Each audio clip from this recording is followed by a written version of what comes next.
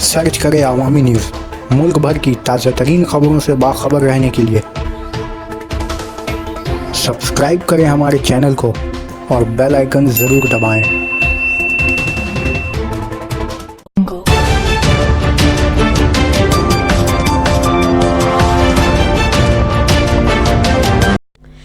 फालाकाटा में एक शख्स की लाश पाई गई। 12 अक्टूबर शनिचर की सुबह को फालाकाटा हल्के के दल गांव चाय बागात से मुतसिल हाईवे के पास एक शख्स की मशकशुदा लाश बरामद हुआ। मरने वाला गोपाल आचार्य है, जो 39 बरस का था। वो फालाकाटा के सुभाष पल्ली का रहने वाला था।